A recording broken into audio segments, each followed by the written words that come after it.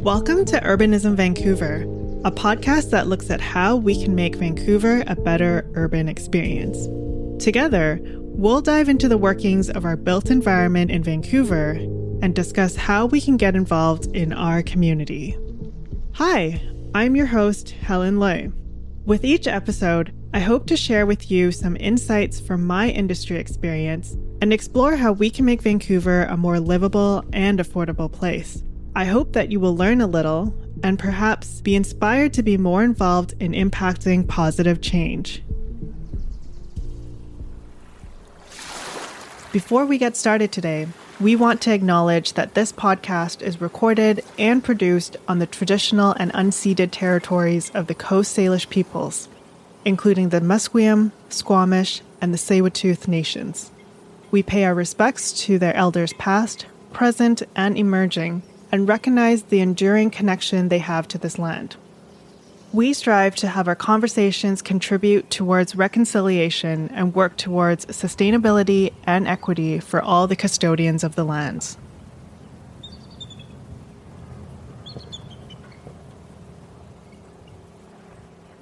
All right, brace yourself. Today we're going to talk about zoning. Zoning is something most people probably don't consider when they think about new buildings. Instead, we might think about safety regulations such as fire protection, protection against natural disasters, and general life and safety. But the reality is, most of these are dealt with through our building codes. Instead, zoning bylaws are land use regulations that exist at our local city level. So let's investigate how zoning originated in Vancouver and discuss some of its historic and current impacts. Each city has its own zoning bylaws, which are a set of rules that map out the various properties across the city in different classes, or zones, and what's permitted within each of these. For example, some zones allow only residential uses, meaning that it cannot have any retail or business functions. Other restrictions include building heights, such as limiting buildings to 3 stories or less. There are also rules about how close buildings can be to property lines, how many parking spots are required for each building based on their use, or even the type of materials buildings can have. The list goes on. Zoning hasn't always been part of urban development. In the 1920s, zoning was first introduced in Point Grey, which was then its own municipality separate from Vancouver. It was the first city to introduce zoning in Canada. Here's an excerpt from then chairman of the Point Grey Town Planning Commission explaining his intent behind zoning. At the present time, over 90% of the municipality is zoned for one-family dwelling districts. Point Grey has no slum district. By 1927, the city of Vancouver was also working on their own zoning bylaw. They hired Harlan Bartholomew. His most pressing concern was apartments. You heard that right, apartment buildings. When asked what violations he should consider in the zoning bylaws, he said, "The only serious abuse is the intrusion of undesirable apartment houses into residential districts." Now, why would someone want to regulate where apartments can or cannot go? What sort of threat do they pose? The reality is, keeping apartments at bay had more to do with the people living in them than the buildings. At the time, the ideal family and desired neighborhood consisted of hetero white middle to upper class families. Other groups, such as ethnic minorities, gays, single mothers, or low-income families, were considered undesirable. This was also reflected in some legal documents. In the British Properties, an area in West Vancouver, there were legal covenants on properties that stated, up until the 1950s, "No person of the African or Asiatic race or of African and Asiatic descent, except servants of the occupier of the premises and residents, shall reside or be allowed to remain on the premises." While this discriminatory language has mostly been removed, the attempts to prevent apartments are still very much ingrained in our modern-day zoning bylaws. In fact, there is no zone that permits medium or high density outright, despite the City of Vancouver's zoning bylaws having more than 800 zoning districts. Most of these permit low-rise detached homes. It is much, much easier to demolish a large single-family house and replace it with something of the same or larger size than it is to replace it with a small apartment, even though the latter allows more people to be housed more cost-effectively and more sustainably.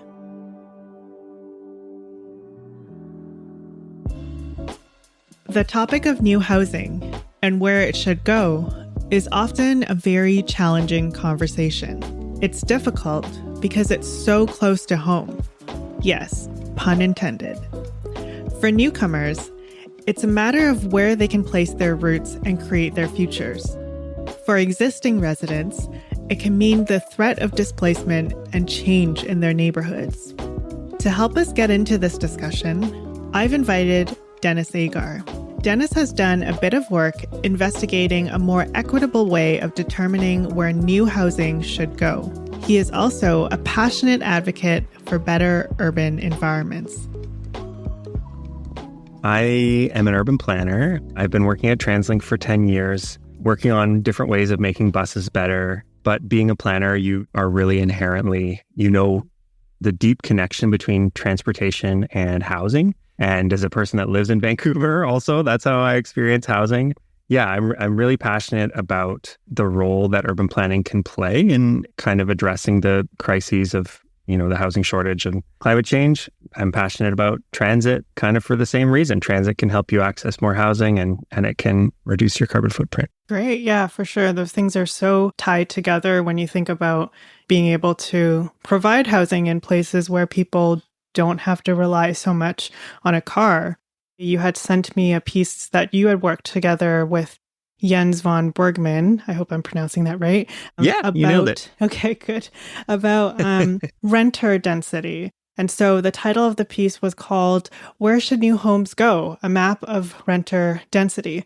Can you tell us a bit about kind of what prompted you to work on this and how you even got together with Jens, I guess? Yeah, I think, you know, there's this whole kind of urbanist community that see each other at like different lectures. There used to be a lot more lectures downtown with, you know, all these urban nerds coming together. And that's how I met Jens at like one of these. And when the idea to start talking about renter density popped up in my head, he was the first person I came to. But the reason I wanted to work on that, at the time, we were talking so much and hearing so much about the demevictions happening in Metrotown, where anywhere in the region on the SkyTrain, the city of Burnaby was targeting exactly the place that would have the most negative impact on renters.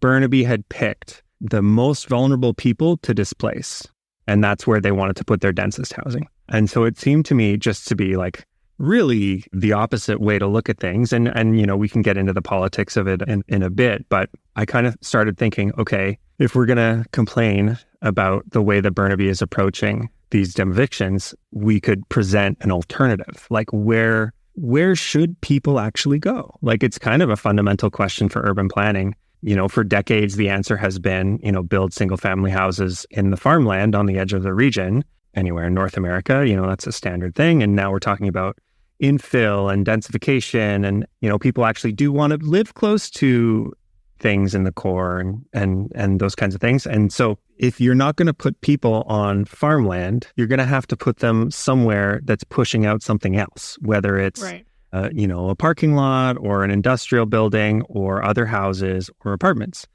So one way to kind of determine if you are really sensitive to demevictions and you're concerned about displacing people who are renters, one way to identify the best places to have that new density is to find the places that have the fewest renters. And so that's what Jens and I kind of set out to do. And we limited it to places that had access to frequent transit. So just, you know, thinking that should be transit proximate, and made this heat map that shows, you know, these are the parts of the regions that have less than one renter per acre. And these are the other parts that have dozens or hundreds of renters per acre. When you make a map like that, it makes it so desperately clear that the area just south of Metrotown in Burnaby, where all those affordable low-rise apartment buildings were, was absolutely the worst place that you could imagine. This is the place where you will endanger the most people by potentially putting them out on the street. The renter density that Denis describes is an important consideration when we discuss where to add new housing. Our governments recognize that we need to build a lot more homes, but conversely, there's a lot of resistance from people who don't want to see change in their neighborhood. This is evident with our recent Broadway plan approval, where additional density is again placed on top of existing density, while other areas like Shaughnessy or West Point Grey are kept untouched. And so, what often ends up happening is that much-needed new homes are forced onto areas in communities that are most marginalized, most at risk of housing insecurity, and also most likely to be majority renters. I asked Denis to tell us about the geographic areas that his research covered, as well as some of the key findings from this project. We did it for all of Metro Vancouver, as long as it was covered by transit service at least every 15 minutes throughout the day. So that excludes, big chunks of Surrey and Maple Ridge and that kind of thing. But you talk about the Broadway corridor, and then, just south of it is Shaughnessy, and it had absolutely the lowest renter density and just a few minutes walk from the future Broadway line. I'll put the link for people who want to read it and look at the map if they're interested. But maybe since we can't visualize it with audio, that's on a podcast. We could. Maybe you could just give a quick summary as to some of the high level patterns that one might see if they were looking at this map in terms of where that renter density is. Sure. Yeah. And it didn't totally conform to what we were expecting to, which was really exciting. Obviously, the places like Metrotown and anywhere in the, central Vancouver, like north of 16th, basically, and west of Commercial Drive, that whole kind of core segment is going to have a high amount of renters because it has a high density. And, even condo buildings have more renters than a single family house, right? Because, it's just a matter of odds. Even if 10% of condos are rented in a 20-story tower, that's still a ton of people compared to a single family house. But what was really interesting was the difference between the west side of Vancouver and the east side of Vancouver. The build form isn't necessarily all that different. You take an average block in the west side, an average block on the east side, and they might look pretty similar. But on this renter density map, there are far more renters in those single family homes in South Vancouver. Right. So a Vancouver special might have 7 or 8 renters in it, depending on the situation. Even in that context, it really, really highlights the value of this kind of analysis. The other thing, so obviously I mentioned Shaughnessy is just so few renters. And we can get into Shaughnessy a bit more, but it was actually, historically, it had been a community of renters. All of those mansions were split up into boarding houses. Yeah. Oh, wow. Okay. It was because it's so central, right? It's such a perfect location to have a ton of renters. And then it was an intentional effort in last century kick all those renters out and to reestablish this mansion district. That's what the historic preservation did. And but it's so close to the future SkyTrain. It's wild. For sure. And downtown and really just in the middle of our city. Yeah. Yeah. The other thing that I think really stood out is the renter density at stations on the Millennium Line. Brentwood is getting a ton of new rental, which is exciting. But everything east of there, all of the stations, so Holdham, Sperling Burnaby Lake, Lake City Way, within a 10-minute walk of these stations, you have so many single-family homes. And these are people that will have access to the urban core in just minutes, walking to the SkyTrain. And that SkyTrain will get so much more useful once the subway, so once it's extended on Broadway, eventually it'll go to UBC. And then on the other side, the gondola will be built to SFU. And so all of these reasons why you want to put a lot of density on the Millennium Line, it's just going to get that much better. And to my knowledge, there hasn't been any kind of broad effort in the city of Burnaby to convert those single family zones to tower zones. I just recall when I was looking at the map, there seemed to be a pretty distinct line running down, I want to say Cambie, that east-west divide, what you said earlier about how, if you look at the physical properties of these different areas, they don't look very different. And yet when you look at the map, it's like a very clear, almost like, oh, this is renters on this side. And what are your thoughts as to kind of why that map looks the way it does?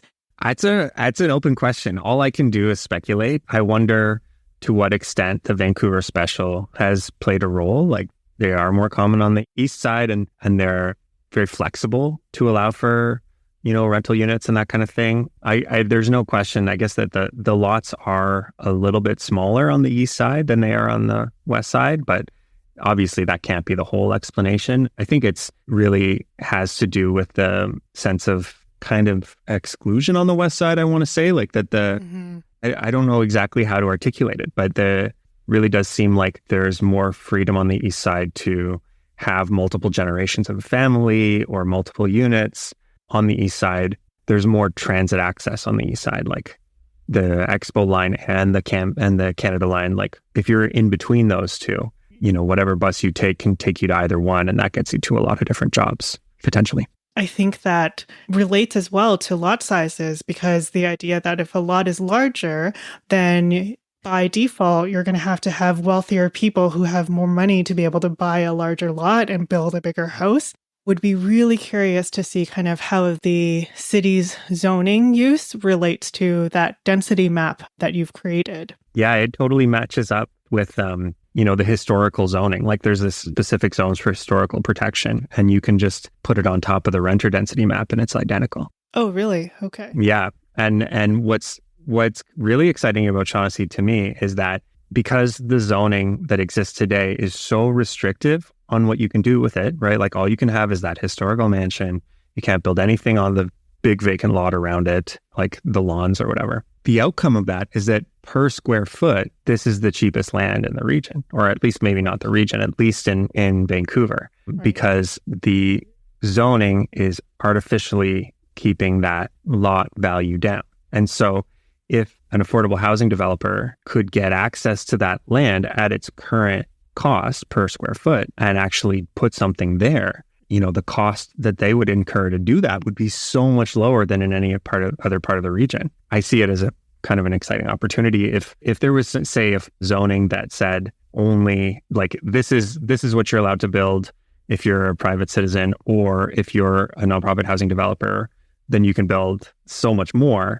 That would allow those nonprofit housing developers to go to town. Denis highlights an important opportunity we have when it comes to zoning. Though zoning has historically been used as a tool to exclude, we certainly have the ability to alter it so that it instead gives us an advantage for much needed affordability. So I wondered, are there any other patterns in this map that came as a surprise? Just in terms of other things that I've mentioned on the map, I think we've covered the main ones. Actually, Ambleside in West Vancouver is a shockingly dense place for renters. Interesting. I would not have guessed that. Yeah, right? I mean, you look at it and there are all these beautiful 60s, 70s concrete apartment towers right on the beach. If more of those were able to be built today, it would be much more inclusive of a place. And if you look at the amount of time it takes on transit or by bike to get into the core, it's really shocking how close Ambleside is to downtown Vancouver. Yeah, for sure. It seems like a lot of the areas where there is high renter density is a lot of the stuff that's built in maybe decades ago, 60s, 70s, 80s.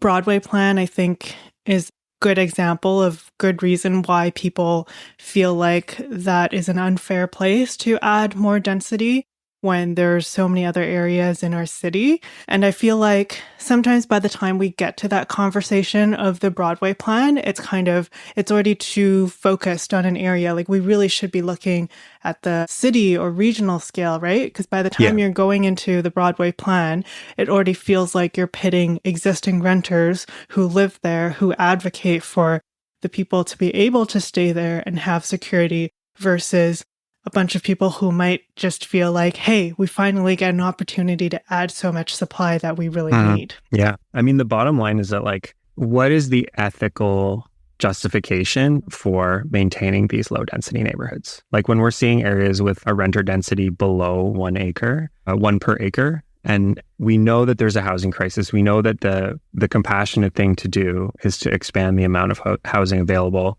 especially government-built housing and not-for-profit housing. Why are we forbidding this, Right. And ultimately, it makes us pit housing supply against existing renters. And it's just a real false dichotomy. Like, we can just pick other places, if we want. And, the other piece of that is that Burnaby, after Mayor Hurley was elected, implemented nation-leading renter protection so that if you're in a building that you're evicted from a building, like if the building you live in is going to be demolished, you have right of first refusal to move into that new building at exactly the same rent, subject to like the annual rent increases. And the developer will have to pay your moving costs to go into a place temporarily. It's got to be in the neighborhood, and they'll pay your moving costs to go into the new place if you want to. Right. And I think we're seeing that in many other municipalities as well. And I think that's important. I don't know how many other cities in Canada or North America does that.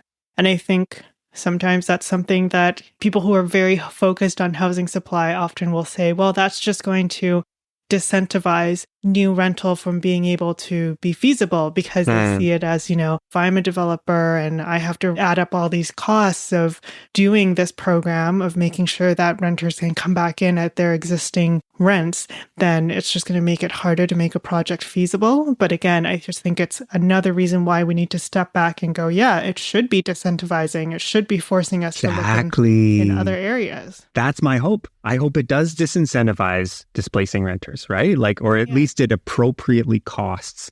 Like, okay, you can have this negative impact on a renter, but you're going to have to pony up to do it. And then that, I hope, makes the developers more enthusiastic about developing in places that don't displace renters, namely single family housing, which thus far is still kind of remains untouched. We've had incremental progress over the last few months about allowing these small things in these residential areas, but it just doesn't meet the moment in terms of how much housing we need. Dennis is referring to some recent changes in our region. The city of Vancouver recently enacted a policy, and one is being proposed by the BC provincial government to apply across the province. Both of these attempt to provide options for more missing middle housing.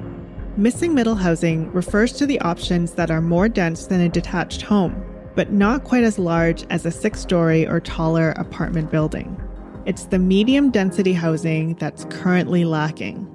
However, these policies only permit 4 to 6 homes per lot, and in some cases, 8 units, and they aren't any easier or more feasible when compared to just demolishing and replacing a large detached home. In other words, there is no incentive to actually build such missing middle housing with these current policies. With this in mind, I wanted to know where Dennis thought that new density should go. I mean, there's still choices to make. I'm just kind of looking at the map now. And so if Shaughnessy is our baseline, it has 0.3 renters per acre. So almost 0 renters per acre. We've got some kind of the average in East Van is kind of 3.5, 4 renters per acre. And there are some blocks where it's up 5, 6.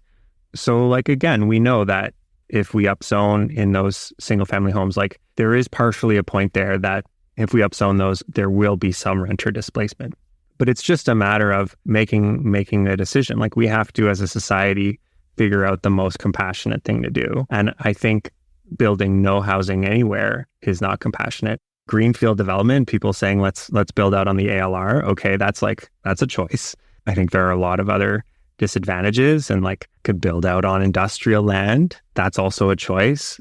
We hear people complaining that there's a shortage of industrial land. So I don't think we'll ever get to a point where development will displace 0 renters. But as long as those renters can be fairly compensated, and as long as we can try and focus on the least impacts, I feel like that's the right way to go. I agree. I think we're starting to shift that way in terms of the compensating renters more fairly, but the other piece is really missing in terms of focus on better areas to densify. I very often hear this idea of like, well, have you ever thought that, maybe we can't just all fit in Vancouver? And again, I think the data, like your map, just shows that we do have a lot more room. We do have a lot more opportunity to add more housing in these areas. Yeah, I feel like a person like that, they have in their brain this image that if we just don't let anyone in, then things will stay the way they were in like 1997 or something like that. I can have all the cultural amenities and all the things that I like about my community will just stay the same. And what they don't maybe realize is that things can never not change. If we build that wall on the border of the region and don't let anyone in, all the things that you rely on are going to just start failing. The people that are coming to this region are keeping it alive. Yes. And yeah, I don't know how else to say that you need to care about newcomers. Like, I don't know. Yeah. And it might not even just be brand new people that are brand new to Vancouver. It could also just be someone's daughter or son who has been living at home and, now they're mid-20s, want to look for, okay, what do I do next? Where can I move to that gives me a bit of autonomy in my own space so I can start to build my life, right? And so I think it's easy for people to think that, if we just don't let people in, don't have to think about them, they don't need homes, don't have to change my neighborhood. But yeah, we have a lot of great stuff in our region, and we can have a lot more people be able to enjoy it. Yeah, your point about the fact that renters are coming from inside the region. One of the projects that I always daydream about doing is finding some of those places on the renter density map that have really low renter density and going door to door and just having conversations with the homeowners. I talk them through the process of their child who might be grown, finding a place to live and see, like, it would take a lot of time. I do happen to love going door to door, but imagine, like, I would love to have some of those people emerge as advocates once they realize, like, if we keep this zoning regime the same, then my kids and grandkids are never going to be able to live. They can either live in my house or they could live in Alberta. And those are the only two options. As you heard from my conversation with Denis, the issue of where new homes should go is not always about newcomers to our communities, but often about planning for younger generations that are already here. Many municipalities across Canada and North America have been working on different types of zoning reform. This is because many are recognizing some of the harms due to past zoning regulations and the need to address them so that we can have more equitable urban environments. However, these changes have been extremely slow. We are continuing to see a very small area permit medium or high density. The results are often referred to as the grand bargain, which describes cities continuing to push higher densities in a small, limited area so that they can continue to appease wealthier homeowners in very low-density areas by keeping these zones untouched. This not only continues to severely restrict where we can add much-needed new homes, but also it continues to exacerbate wealth and social inequality for current residents. Change is a constant when it comes to our built environment, but we have the means, and I would argue we are obligated to ensure that our policies encourage change in a way that is inclusive and fosters diversity, rather than a change that results in displacement and exclusion. Zoning is only one tool, but it is a powerful one, and we should be using it to make our cities more equitable and affordable. On our next development, we'll continue my conversation with Denis Agar. We'll look at something that's often brought up alongside discussions about new housing, the topic of infrastructure for new homes. Added housing obviously creates stress on our current services, like public transit, and upgrades are necessary with a growing population. So how do we address this? You've been listening to Urbanism Vancouver, the podcast dedicated to bettering our built environment. Be sure to follow us on your listening platform of choice so you don't miss our future releases. I'm Helen Lui. Thanks for listening. This podcast series was independently funded and produced by myself and Aaron Johnson. Visit us at urbanismvancouver.com.